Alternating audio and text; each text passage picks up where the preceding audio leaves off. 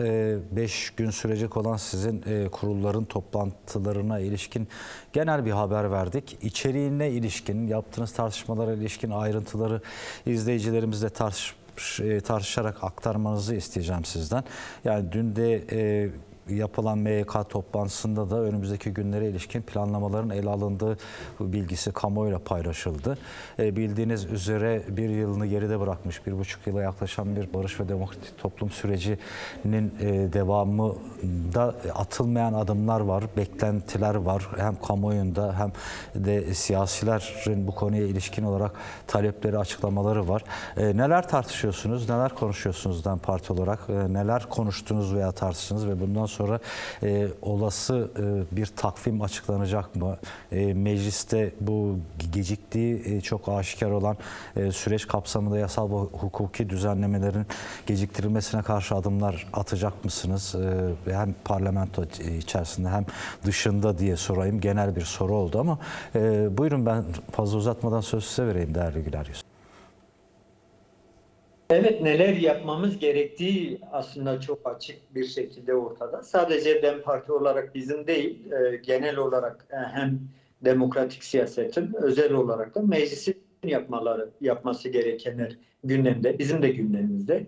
Genel olarak da kamuoyunun da gündeminde. Evet. Yani kamuoyu artık bütünlüklü bir şekilde bu meselenin nasıl çözüleceğine dair bütün dikkatlerini toplamış ve gözünü mecliste yapılması gerekenlere dikmiş durumda. Bizim de en fazla üzerinde durduğumuz mesele, en fazla tartışma konusu yaptığımız mesele burası. İfade ettiğiniz gibi MYK'mızı topladık. Peşinden milletvekili grubumuzla bir toplantı gerçekleşti. Bugün kadın meclisimiz toplantı, yarın ve öbür günde genel parti meclisimizin toplantısı gerçekleşecek. Bahsettiğiniz başlıkların hepsi aslında gündemimizde olan başlıklar, konuşmamız gereken başlıklar. Şimdi bu konuda hükümet kanadının gerçekten kullandığı dil, yaklaşım tarzı, bu meseleyi ele alış tarzı problemler içermekte. Dün en son bildiğiniz gibi Ömer Çelik bir açıklama yaptı. Halen tescil ve tespit sözünü sürekli temcit pilavı gibi ısıtıp önümüze koyuyor. Toplumun önüne koyan bir tutumla. Şimdi esasen yorumlanması gereken noktaların başında burası geliyor. Yani hükümet sözcülüğü bu meseleye nasıl yaklaştığını artık bütün topluma deklare etmeli. Sayın Öcalan ikinci evreden bahsetmişti. Niye ikinci evre demişti Sayın Öcalan? İkinci evrenin amacı şuydu. Biz birinci evrede yapılması gerekenlerin hepsini yaptık. Üzerimize düşen sorumlulukları yerine getirdik. Şimdi işin esasına geçme vakti diye tariflemişti. Dolayısıyla şöyle demişti. Doğru bir mimariyle bu meselenin çözümü artık ele alınmak durumunda. Şimdi halen hükümet yetkilileri, hükümet kanadı bu doğru mimariden ne anladığını kamuoyuna ifade edebilmiş değil. Şimdi tespit ve tescil lafını sürekli kullanan bir hükümet sözcüsü var ya da hükümet kaynakları var. Şimdi toplum, bizler hepimiz şunu tespit ve tescil ettik. Sayın Bahçeli'nin çağrısından sonra Sayın Öcalan irade aldı, örgütü kendini feshetti, silah bırakma kararı aldı. Silah bırakma kararının ötesinde bir törenle silahlarını yaktı ve Türkiye toplumuna, Türkiye devletine şu mesajı verdi. Dedi ki biz demokratik siyasete katılmak için hazırız. Kararımızı aldık. Demokratik entegrasyon yasalarıyla birlikte biz artık bu süreci, bu 50 yıllık tarihsel boyutu yeni bir evreye taşımak istiyoruz. Mücadele yöntemlerimizi değiştiriyoruz ve yeni bir aşamaya geçiyoruz dedi. Bu konuda kongre belgeleri bütün kamuoyuna deklare edildi. Evet. Çok güçlü bir irade ortaya konuldu. Kongre kararları açıktır. Bütün toplum okusun. Hem hükümete hem de Türkiye toplumuna çok ciddi mesajlar verildi. Pozitif mesajlardı bunlar. Ve bu aşamadan sonra yapılması gerekenler hükümet kanadının deyim yerindeyse kapısında bekliyor. Dolayısıyla tescil ve tespit edilen nokta burası. Biz bunu tespit ve tescil ediyoruz. PKK kendi feshetti. PKK silah bırakma kararı aldı. PKK demokratik siyasete entegre olmak için, dahil olmak için silahlarını sembolik olarak yaptı ve Türkiye Cumhuriyeti Devleti'ne şu çağrı yaptı. Siz yasal düzenlemeler yapın ve bu süreç bitsin. Tespit ve tescil edilen nokta burasıdır. Şu an hükümet tarafının bu yapılanlara cevap vermediği bizim tarafımızdan tespit ve tescil edilmiş durumda. Evet. Hükümet bu konuda adım atmamış. Tespit ve tescil meselesi burada şu an tıkanmış durumda. Şimdi eğer yasal düzenlemeler, demokratik entegrasyon yasaları diye tarif ettiği Sayın Öcalan'ın bu düzenlemeler gerçekleşirse silahların bütünüyle devrede çıkması kararı zaten alınmış. Aylardır bu karar alınmış ve bekleniyor. Neredeyse bir yılı dolacak bu kararın alınmasından bu yana. Bu açıdan şu an artık toplumun bekleme bu sürecin sürüncemede tutulma gerekçeleri ortadan kalkmış durumdadır. Yani birileri çeşitli hesaplar yapıyor olabilir, yeni seçim kazanma güdüsüyle hareket ediyor olabilir. Ne bileyim çeşitli kaygılar, çeşitli tartışmalar kendi içerisinde yürütüyor olabilir falan filan. Bu anlaşılır bir nokta ama toplumun bekleyecek bir tane günü kalmamış. Bir tek günü, hatta bir tek saati kalmamış. Bakın bu süreç Türkiye toplumunu çürütüyor. Her geçen gün çürütüyor. Türkiye toplumunu yozlaştırıyor. Türkiye toplumunu yoksullaştırıyor. Dolayısıyla bu sürecin artık doğru bir mimariyle ele alınması lazım. Bunun adı nedir? Demokratik entegrasyon yasaları. Meclis önüne giden raporda ifade edilen, tariflenen yasaların bir an önce çıkarılması gerekiyor. Bu konuda ayak diretmenin manası yok. Sayın Bahçeli geçen gün tekrar bir açıklamayla bu durumu aslında ifade etti. Oyalama ve oyalanmadan vazgeçilmelidir. Şimdi Sayın Çelik bu hükümetin sözcüsüdür. Bu hükümetin ortaklarından bir tanesi Sayın Bahçeli'dir. Sayın Çelik sadece AKP sözcülüğünü yapmıyor. Ortağı olduğu Cumhur İttifakı'nın da aynı zamanda sözcüsüdür. Peki bu kadar negatif değil, bu kadar olumsuz değil. İlk günden beri bu sürece dönük bu kullanmış olduğu dilin amacı, gerekçesi nedir? Sayın Çelik PKK'nın silah bıraktığını bilmiyor mu? Bırakma kararını aldığını bilmiyor mu? PKK bunu bütün topluma deklare etmedi mi? Sayın Öcalan'ın almış olduğu inisiyatifi, almış olduğu iradeyi, bu iradenin açığa çıkarmış olduğu pozitif enerji farkında değil mi Sayın Çelik? Niye her gün aynı dili kullanıyor? Bakın bütün hükümet toplantılarında, Bakanlar Kurulu toplantılarından sonra adeta dezenformasyonun zirve yaptığı bir sözcülük açıklamasıyla karşı karşıya kalıyoruz. Şimdi Sayın Bahçeli PKK liderine, Sayın Öcalan'a bir çağrı yaptı ve bu çağrının sonucunda da hükümetin yapacaklarına dair taahhütlerde bulundu. Sayın Çelik bu taahhüdün de sözcüsüdür. Sayın Öcalan üzerine düşeni, Kürt tarafı üzerine düşeni yaptı. Ama Sayın Bahçeli'nin vermiş olduğu taahhüdün bir tane örneği ya da bir tane çağrısı yerine getirilmiş değil. Mesela buna ne diyor Sayın Çelik? Hükümet kaynakları buna ne diyor? Sayın Bahçeli ne demişti? PKK kendini feshetsin, silah bırakma kararı alsın, gelsin demokratik siyasette yer alsın. Hatta Sayın Öcalan İmralı'dan çıkıp gelip mecliste siyaset yapsın demişti. Bu bir taahhüttü. Sayın Çelik bu Cumhur İttifakı'nın liderlerinden birinin vermiş olduğu sözüne dair bir söz kuruyor mu? Bir cümle sarf ediyor mu? Bu iradeye karşı tutumunun ne olduğunu kamuoyuna deklare edecek mi? Bugüne kadar etmemiş. Sürekli dezenformasyona dair dönük, süreci çarpıtmaya dönük, süreci geri götürmeye dönük, adeta uğursuz bir dille bu süreci hedef alan bir tutum ve yaklaşım içerisinde. Şimdi bu ne kadar daha sürecek? Az önce ifade ettiğiniz gibi sürecin üzerinden 1,5 yıl geçmiş. hükümet tek bir tane somut adım atabilmiş değil, atmış değil.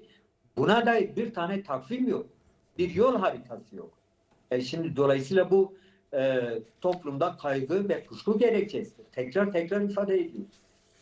Bu açıdan biz bu sürecin hepsini değerlendirerek bu süreçte bir çıkış yolu arayan toplantılar serisi içerisine girmiş durumdayız. Evet. O nedenle de yarın da öbür günde çok yoğun bir şekilde önümüzdeki dönemin yol haritasını tartışacağız ve bu çerçevede yeni bir kararlaşmaya gideceğiz. Gitmek zorundayız.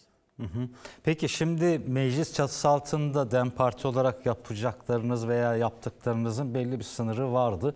Belli bir noktaya gelindi ve artık iktidar cenahının adım atması gerek. İktidar cenahındaysa biraz önce bahsettiğiniz gibi ipe un seren yaklaşımda ısrar eden bir kanatta olduğu çok bariz bir şekilde gözüküyor. Yani bu tespit ve teyit mekanizması aynı şekilde Kürt Özgürlük Hareketi de siyasetçileri de biraz önce ifade ettiğiniz gibi sonuç itibariyle iktidarın attığı adımları da tespit ve teyit ediyor. Atmadığı adımları da tespit ve teyit ediyor. Peki bu noktada sizlerin DEM Parti olarak halkla beraber yani alanlarda, meydanlarda bu talebi daha güçlü bir şekilde seslendirmek tıpkı Nevrozlar'da olduğu gibi tıpkı işte 8 Mart'larda olduğu gibi daha güçlü bu önümüzdeki dönemde talepleri meydanlara, alanlara taşıma gibi bir çalışmanız olacak mı? Hedefiniz olacak mı? Madem mecliste belli bir takvim oluşturulmuyorsa biz halklarımızla beraber meydanlarda bir takvim oluşturmak için bir basınç oluşturacağız diyor musunuz? Bu yönlü tartışmalar yapıyor musunuz? DEM Parti'nin önüne koyduğu hedefler arasında bu tür kitleyle birlikte talepleri meydanlarda, alanlarda her gün gerekirse her gün, her hafta sonu seslendirmek, güçlendirmek gibi hedefleriniz var mı? Veyahut da yoksa niye yok? Bunu da sormuş olayım değerli Güler Yüz. Aslında biz sürecin başlangıcından bu yana sürecin toplumsallaştırılması çalışmalarını çok yoğun bir şekilde hız kesmeden yürütmeye de devam ediyoruz. Şimdi binlerce toplantı aldık biz bu sürecin gerçekten doğru aktarılması, anlaşılır kılınması için. Yaklaşık 2500 civarında toplantı aldık. Bütün bir süreci tariflersek. Esas derdimiz neydi? Esas derdimiz gerçekten hem bunu kendi toplumumuzla doğru tartışmak, Türkiye toplumuna doğru taşımak, taleplerimizi ve yapılması gerekenlerini yine barış ve demokratik toplum meselesinin ne olduğunu Türkiye toplumuyla yoğun bir şekilde tartışma ihtiyacı vardı ve bütün bu süreç devam ediyor. Bunun yanı sıra eylemler, mitingler, bütçe görüşmeleri, işte dediğiniz gibi 8 Mart Nevroz Bayramı, yine 15 Şubat, bütün bu süreçlerde kitleler yoğun bir şekilde sokağa çıktı ve kendi taleplerini dillendirdiler. Şimdi tespit ve tescil edilmesi gereken meselelerden bir tanesi de budur. Bakın, evet. Toplum ilk günden bugüne bu meselenin arkasında durduğunu, iradesini ortaya koyduğunu çok net bir şekilde göstermiştir. Bunu hükümet kanatının, hükümet yetkililerinin iyi görmesi gerekiyor. Yani toplum ne istiyor, ne talep ediyor diye merak ediyorsa, tespit ve tescil edecekse bu meydanlara baksın. 15 Şubat'ta ne oldu? 8 Mart'ta ne oldu? 21 Mart'ta ne oldu? Kitleler nasıl sokağa çıktı? Yağmura, çamura, fırtınaya, borana aldırmadan sokağa nasıl çıktı ve nasıl taleplerle kendi duygusunu ifade etti? Buna iyi baksın. Şimdi bu süreç bitmeyecek. Bu süreç başarılı olana kadar devam etmek durumunda. Dolayısıyla mesela önümüzdeki hemen birkaç gün sonra 1 Mayıs planlaması ya da 1 Mayıs İşçi Bayramı gerçekleşecek. Türkiye'de maalesef kimse artık bayram falan kutlamıyor.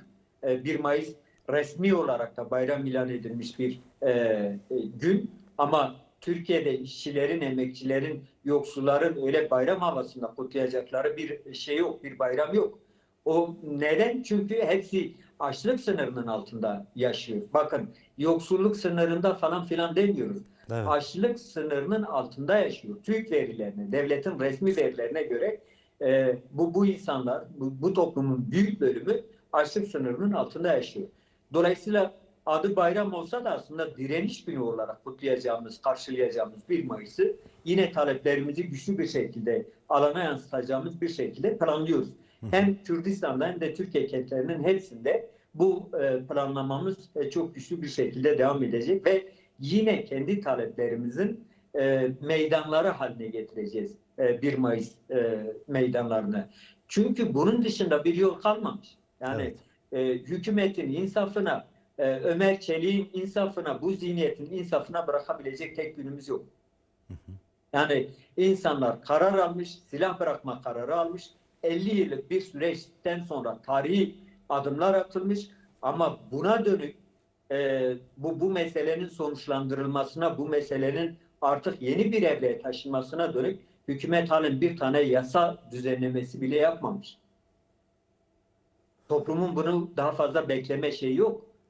Bu açıdan bu saatten sonra artık somut bir şekilde üzerinde durulması gereken bir yol haritası ve bir takvimlendirme meselesidir.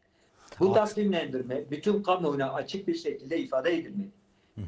Ayak sürterek, ipe un sererek bu mesele ele alınamaz. Kürt sorunu böyle çözülemez. Herkes tarihsel sorumluluğunu omuzlayarak tarihsel sorumluluğunun bilincinde olarak davranmak zorunda. Hükümetin sözcüleri de bu bilinçle hareket etmek zorunda. Öyle çıkıp toplumu manipüle etme, toplumu kandırma, toplumu her gün düşmanlaştırma, kışkırtma politikalarından vazgeçmelidir. Bu iş böyle yürümez, bu iş böyle sürmez. 1 yaparsınız, 5 yaparsınız, 50 yaparsınız. 1,5 yıl boyunca aynı dili kullanamazsınız.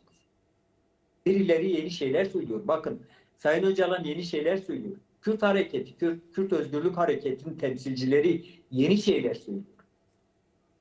Sayın Çelik de yeni şeyler söylemek zorunda bu meseleye ilişkin. Aynı dil, aynı manipülatif yaklaşım çözüm değil, sonuç da almayacaktır. Peki şimdi söylediniz siz de, yani barışın sağlanması, demokratikleşmenin sağlanması birbiriyle iç içe geçmiş bir süreç. Yani şimdi o meclis komisyon raporunun 6. 7. başlıklarında da dile getirildiği gibi yeni bir yasal düzenleme yapılmadan atılması gereken adımlar da vardı.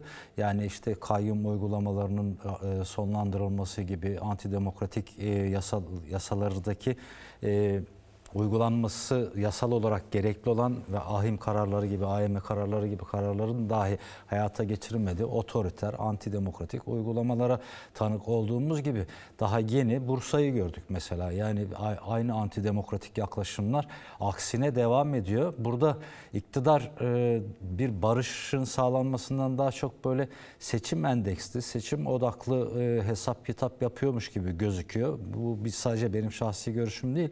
Birçok siyasal gözlemci de bunu görüyor. Şimdi bu yaklaşımla hem bir taraftan antidemokratik uygulamalarda ısrar ederek hem bir tarafta ayak sürçerek barış yasalarının çıkmasının sürekli erteleyerek, geciktirerek nereye varacak ki? Yani bu sürecin sonunda iktidar kendi istediği, arzu ettiği iktidarını devam ettirme gibi bir şey de sürdüremeyeceğini görüyor muhtemelen. Bunun hesabını yapıyor ama sanki bir çıkmazın içerisine girmiş gibi, ama mecbur da adım atmak zorunda. Söylemleri, izledikleri siyasetin başına bakıldığı zaman öyle gözüküyor. Ben yayına girmeden önce biraz önce gördüm. Recep Erdoğan da Parti Merkez Kurulu'nda artık adımlar atılsın demiş diyorlar. Yani bu da bir kulis haber, gerçekliği var mı, aslı astarı var mı, yarın bir gün ortaya çıkar ama. Şimdi bu bir çıkmaz. Gerçekten bir çıkmaz. Evet. Yani Türkiye toplumu açısından bir çıkmaz. Bu topluma kazandırmayacak bir tutum, bir yaklaşım. Bunu bir kere tespit etmek lazım. Onların diliyle tespit ve tescil etmek lazım. Türkiye bu halde artık yürüyemez. Bu kadar açık, net karşı taraf, Kürt Özgürlük Hareketi bu kadar tarihsel bir irade beyanında bulunmuşken her gün çıkıp işte şunu da yapsın, bunu da yapsın diyerek bu sürecin yürümeyeceğini kabul etmek lazım. İfade